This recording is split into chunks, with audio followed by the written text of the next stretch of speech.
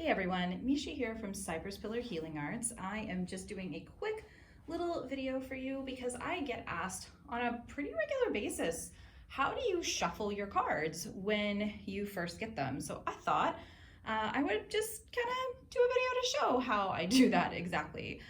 If you like our videos and you want to support a small local business, we would love it if you would like the video and consider clicking the subscribe button. It does help us out. And we do weekly videos. We try to get one up or even two a week. And they range from tarot videos and oracle deck videos like this one, to herbalism videos, to belly dance videos, to meditation, tai chi, working out, adventure, all sorts of things to help you and really support you into growing a healthier you. So here we go. I have the White Light Oracle by Alana Fairchild, which just kind of came out, I think it was last year. One of my students in my weekly tarot class my monthly tarot class had one of these, and I thought it was really pretty because the art is just super luscious. So you can see the glare is because it is still in the packaging. So I'm just gonna take my knife and just really carefully go ahead and open it. I try to be really careful when I do this because I don't want to mess up the box. And you know what? If I do, I do. I know, not the best knife skills. So taking that packaging off, the shrink wrap, get that off of there.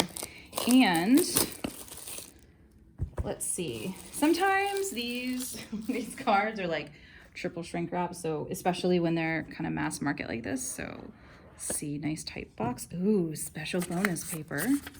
Okay, we've got the booklet. Oh, good. Thank goodness. They're not, the cards aren't shrink wrapped, which is nice. They just have like a little kind of plastic thingy around them. So take that off. It's nice, just slides off. And here are the cards. And they're gorgeous. Oh, is that the back? Oh, cool. The back of the card is this like really pretty wolf, and it's got designs on its face. And the front of the cards are just, you know, really gorgeous. Yeah, so this is probably, maybe at some point I'll review this deck, or this will just sort of be a review it too. It's really pretty. It's a lot of people. There are some animals. Just kind of be aware that many of them are nude. So if you're not into that, oh, that's a cool one. Ooh, nuts. I think this is one of the cards that I bought this deck for, so really pretty. Anyway, this is not a deck review video. This is a shuffling video. So let's talk about this. Deck is brand new. And so for this one, you can see 1, 2, 3. So they're all in order.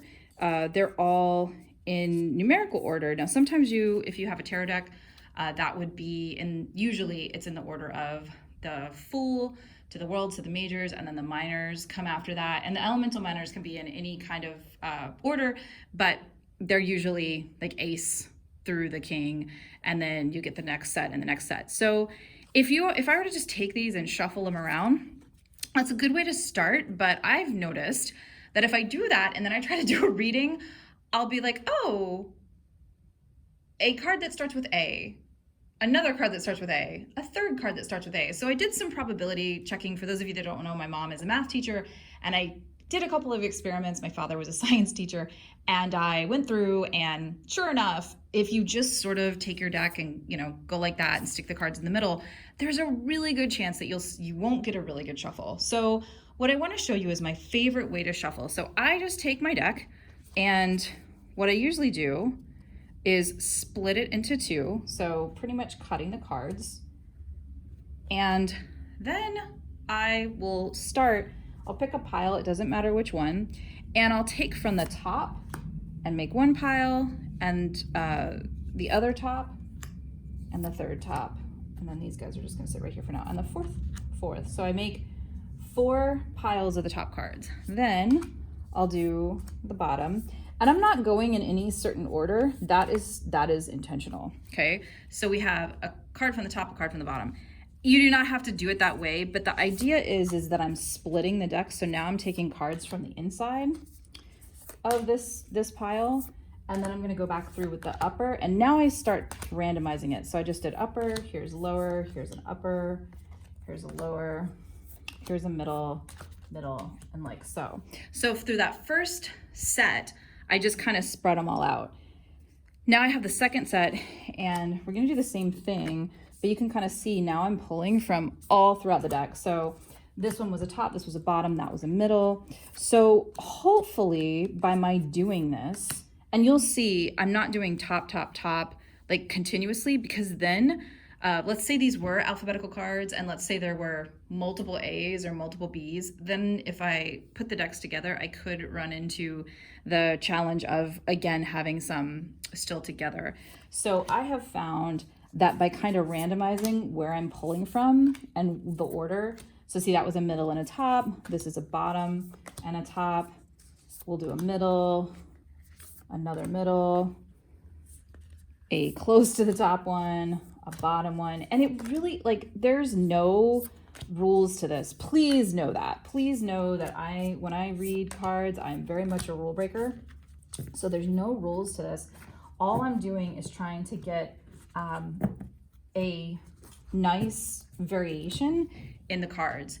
And I've done this before where I've only had 2 piles. You can do it with 3 piles. I just picked 4 because I thought it would look kind of neat on this mat. That is the sole reason I picked 4 piles.